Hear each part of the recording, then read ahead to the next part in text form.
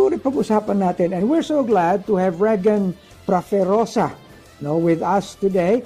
At siya po ay isang recovery coach ng Recovering Gamblers of the Philippines. Magandang araw sa iyo, Regan. Magandang tanghali po, Bishop Ruben. Oo. Welcome to ang ating programang pagsusuri. Abay, magandang pag-uusap ito. Talagang susuriin natin kung bakit ganito nangyayari sa ating lipunan. Alam mo, Regan, marami na tayong issue ng korupsyon, issue ng mga criminality, di ba? Kung ano-ano na lang. Dagdag pa yan sa mga issues ng peace and order, mga kalamidad. Pagkatapos mayroon pang ganitong kabigatan, yung bang mga nalululong sa gambling. Pero maganda yung area mo, Recovering Gamblers. No? Yes po. Yun talaga ang pangalan ng grupo nyo, Recovering Gamblers of the Philippines. Yes po, ini-specify po namin kasi yung recovery ng isang taong nalulong sa sugal. Oh, so tell us more about your organization. Paano ito nagsimula? Bishop, actually nagsimula po ito nung naghanap po ako ng needs for support group. Mm-hmm. Me also is a recovering gambler. So based po ikaw sa mismo naghanap dahil ikay nalulong din? Yes po, I was brought to jail and rehab because of my gambling. Oh, okay. So continue, please. So after the program, since I was brought to a holistic rehabilitation, I saw that alcohol and drugs has their own support group outside the facility. Mm-hmm. So yun po, since graduate na po ako sa rehabilitation, I was looking for a support group, and sadly there's no support group in the Philippines. Mm-hmm. And that's the time I decided na why not create also with the modality of from the United States. Okay. Doon po nag-start yun. And then since the program, our anonymous group cannot be promoted, we created Recovering Gamblers of the Philippines as a dropping site or dropping hub to lead the people who wants to recover from gambling. Okay. So ito'y dumaan ka kamo sa rehab pagkatapos naghanap ka ng support group. Yes. Ibig sabihin ang rehab is not something na yun na lang ang gagawin mo. You need to have a support group so that you can actually overcome. Tama ba? Yes. It's just a safe place po Pero ang reality po is outside the walls of rehabilitation. So I need to have people that I can mentor, or pwede ako maging sponsee na in the good way. Okay. Now, I need to understand this more kasi para kahit sa akin bago itong pag-uusap na ito aminin ko sa iyo, I have never been part of any gambling, kahit alam ko na yung mga bata pati yung mga palito ng posporo pag inaano sa kanal pinagpupustahan yan no? Yes, pero mukhang talagang way of life na ng mga Pilipino, no? Lalo mga kabataan ang sugal, Yes po, because it was covered by the amusement phase. Mm-hmm. Yun po yung approach ano lang po to, pampalipas oras. Okay. So mula ng pampalipas oras, na-enjoy mo na yung pampalipas oras mo hanggang ang nangyayari pumupusta ka na. Yes po, nagkakaroon po ng bad intention towards the amusement thing. Yes. Okay. So ano naman yung napaglulungan mo na area? Ako po kasi na lahat naman po nag-start po nung sa sinabi nyo, no, yung mga pang kabataan na sugal. Pero dumating po ako sa point na di naman ako talaga mahilig magsugal, pero nakatikim po ako ng my first big win Okay. Opo. So, parang sorry po sa term, na divergenize po ako ng gambling, and Mm. It felt hindi na po siya naging the same after that. Yung pag-try ko Okay. po, yun na po, naging na. So Naging nagkaroon ka ng big win, tapos naalala mo, no? Ang nagwawagi ay hindi umaayaw. Opo. At ang umaayaw ay hindi nagwawagi. Yun Yes ba yun? po. Totoo. Parang yung kasabihan na kung sinong meron siyang mawawalan. Okay. At pagkatapos siyempre nung nakaramdam ka ng unang big win mo, para bang elated na elated ka at kinainggitan ka ng mga kabarkada mo na talo mo. Yes po, na ano po ako, na-hook po ako doon sa lifestyle po ng being a big shot or yung dream world. Okay. So, ibig sabihin, na ano yung ego, no? Na-build up yung ego at yun na yung naging kabuhayan mo. And you've looked at it, hindi mo nakita kung anong masama dito and you never realized na addicted ka na pala doon. Yes po, based on my experience po kasi for 1 year po ako nagpanalo eh. So I never hindi wala pa ho yung isip na pagkatalo. Pero nung nakatikim po ako ng first big loss din, yun na po, naging na siya, emotional base na po yung gambling ko. Okay. Ano ang pagkakaiba ng addiction sa gambling sa addiction sa halimbawa paglalasing, no? Meron bang pagkakaiba? O, ganun din kasi may nagtanong sa akin, Bishop, paano ka tumigil sa ganyan? Paano ko titigil? Din mo ako nagsimula. So, anyway, anong basically pagkakaiba? Parang ganun din siguro, no? Actually, malaki po yung pagkakaiba ngayon kasi ang alcohol and drugs, more on sarili po nila yung sinisira nila eh. Personal na katawan nila eh. Not like for gambling, ako ang nagsugal, ang magkaka-hangover po ay ang pamilya ko. Because of the financial stability na gagawin kong pagsira doon, maaapektuhan yung mga pamilya ko sa mga magiging utang ko at sa mga perang mawawaldas ko. Okay, pero habang nananalo ka, hindi naman nagiging nilang nakikita bilang financial na distress eh. Pag natalo ka na.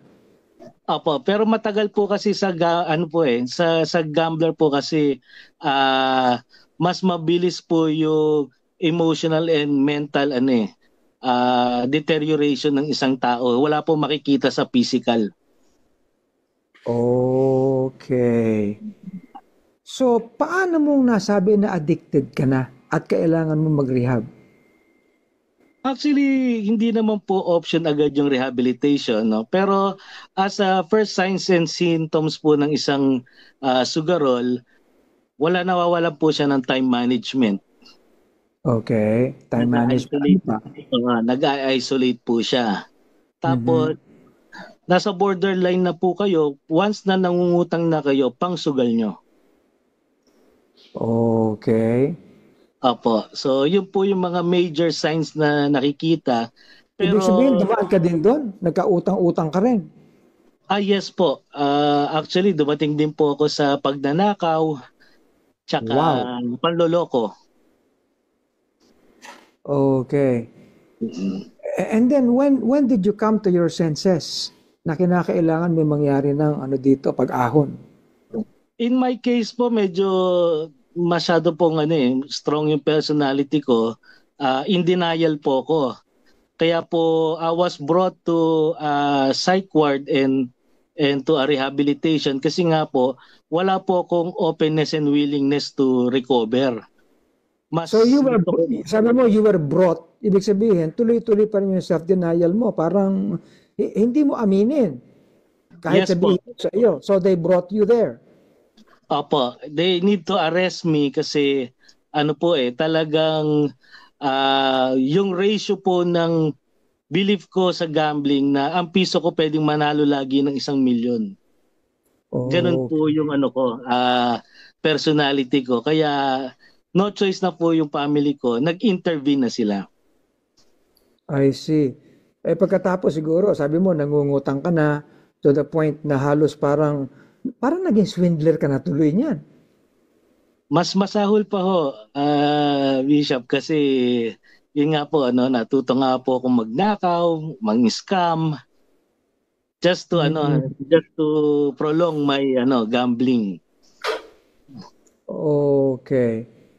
Now, gusto kong tingnan natin ito ng husto dahil siyempre katulad mo, no? Ikaw naman recovered ka na and you are helping other people to recover. Pero yung mga pumapasok dito, hindi nila alam ang kanilang kalalagyan. 'Di ba? So Yes how will we be able to talk to them so that they may realize yung kanilang kalalagyan? Paano? Most of the people ngayon nagkakaroon na rin po ng discomfort sa pagsusugal nila eh. Kaya po gumagawa po kami ng mga awareness na there's life after gambling. Sometimes we give testimony na pag hindi sila tumigil sa pagsusugal, ito po ang hahantungan nila, jail, institution, or death. So lagi po namin sinasabi yon sa mga tao, and we also make some attraction approach para malaman nila na gambling is not just a amusement thing. It's also a mental disability. Okay. Now, how serious are we in this? Kasi kahit dumadaan ako sa SLEX, for example, nakakakita ako ng malalaking mga advertisements, casino and everything, at mayroon pa magagandang mga model. So, sabi ko sa sarili ko, ba't natin ginagawa ito? Di ba? At pagkatapos padami ng padami, ang mga malls ngayon, mga hotels, na meron ng mga ganitong bagay. And lalo pa, yung mga gambling, yung mga sugal na ito, dinala na rin sa mga telepono at may mga app. No? At mukhang sumisikat pa ito. Now, this goes to the very core of our being, di ba? Yes, para bang anong ginagawa Regan ng ating mga mambabatas on this? Ito ba tinitingnan pa bilang masamang bagay o kailangan ng lipunan? Actually, kung ngayon po nagiging rampant po yung mga inquiries ng mga ganyan po, asking for help. So if there's a discomfort na nangyayari sa lipunan natin, so ibig sabihin nakakaapekto na to, nagiging masama na po to. So ngayon po yung mga mambabatas, they're trying to have a bill regarding the restriction and the exclusion of people, pero masyado pong mahina kasi ang concern lang po nila is the e-wallet eh. Okay. Hindi po talaga yung end user, no? PAGCOR has some exclusion na ginagawa pero based on the site only. Kaya nga po as part of our advocacy, kinakalampag po namin yung NTC na magkaroon ng regulatory board for the people suffering from gambling. Kasi only NTC po ang kayang mag-block ng isang IP address or isang cellphone na wag na pong pumasok sa mga keywords or mga related links for gambling. Kasi po yung previous nating administration, nagawa nila sa porn sites eh. Kaya ng NTC. Pero why not also in gambling? Ang request lang naman namin is doon sa mga taong nalulung na humihingi na ng help for their families and friends. Pero lahat naman siguro ay aminado na hindi dapat ito ginagawa sa lipunan. But bakit ganun, no? Para bang kita-kita lang, pinagkakakitaan yung mga nalululong, di ba? Well, we'll go back to that topic. Pero balik tayo doon sa recovery. Yes, okay? So from rehab, nagtayo kayo ng isang grupo as support group. So as a group, no, what do you offer to those who would come to your programs? Usually ang ino-offer po namin dito is the right connection for better attraction ng recovery or yung pagbabago nila. Ito pong Recovering Gamblers of the Philippines is a dropping center or dropping hub for people who wants to go to a support group, counseling, or rehabilitation. Mhm. So, kami po yung unang-unang hotline na nag-e-explain ano po ang nangyayari po sa gambling nila at ano po yung patutunguhan pag hindi sila tumigil sa pagsusugal nila. Okay. Now, in order to be able to do that, you will be discussing lahat ng uri ng mga sugal. Yes po. Ng gambling. Yes po. Okay. Now, let me ask you, ano-ano ba talaga ang bigyan mo ang programang ito ng 5 specific na mga gambling na kung saan nalululong ang ating mga kababayan. Una-una po yung unang sumikat po ay yung isabong. Okay, Yung sa mga live na pustahan ng mga manok. Pangalawa po yung animated slots. Parang slot machine ang approach. Ano naman itong animated slots? Same din po ng concept ng mga slot machine sa casino wherein na may mga patterns na pwede kayong mapalanunan. Right now po, pinakasikat yung scatter na sinasabi nila. Na ang concept po niyan is like a slot machine. Okay. Ito'y dina-download mula sa app tapos ini-install sa mga telepono? Yes po. Actually, ang mga approach nga ngayon ng mga endorser, mga sigat na endorser is through links na po. Kaya nababypass na po yung mga ibang restriction kasi the moment na kinilik nyo yung links, automatic downloaded na po yun. Pagkatapos hindi pa namimili kung ang nagda-download ay kabataan o may edad na. Sad to say po, mayroon po mga ibang apps na email-based lang po ang requirement. Or okay. Google account or something. Okay, so dalawa na yan. Ano pang iba ng mga kinalululungan ng mga nalululong sa gambling? Mga card games ang approach. Baccarat, blackjack, yung mga traditional na laro. Tapos meron po yung mga perya type. You mean lahat ito digital? Yes po, lahat po digital na po. Sad to say, no, lahat po is talagang enticing sa cellphone natin. Kala nyo ordinaryong game lang ng pambata pero ang po may betting scheme po. Pagkatapos I would expect na pag ikaw nag-enroll doon, nag-register ka, ibibigay mo din yung e-wallet mo, GCash mo or what para doon na lang kumukubra.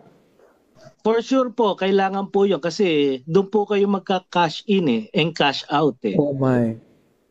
So 3 seconds lang po yung transaction po ng transferring of funds and money, ganun po kabilis. Kaya po parang masyado nilang binypass yung parang style ng banking system natin. Ganun po siya ka-accessible. Oh my, ako pasensya ka na, hindi ko alam yung itong mga nangyayaring ito. Now, talagang dapat suriin natin ang mga bagay na ito para yung ating mga kababayan, mga kaagapay natin sa 702 DZAS ay maalaman nila the dangers that creep in sa ating society. It's creeping, hindi ba? Kumakalat mismo, no? Opo, based po sa mga tumatawag sa mga hotline namin, pabata na po ng pabata yung humihingi ng tulong. At dati po it was majority played by the husbands or mga lalaki. Ngayon po mga nanay po natin, mga ilaw ng tahanan. Kaya po ganoon na po yung desperation nila to win in this certain online gambling. Tapos syempre ang enticement dito, mananalo ka mabilis, is quick money for all. Hindi ka na kailangan magtrabaho. Wow! Talagang susuriin natin ito, Regan. At Well, ito'y pauna lang na interview natin at magkakaroon pa tayo ng susunod pa para at least malaan ng ating mga kababayan, mga agapay natin kung anong seryosong nangyayari sa ating lipunan. Maraming salamat, Regan. Ipagpapatuloy natin ang ating interview na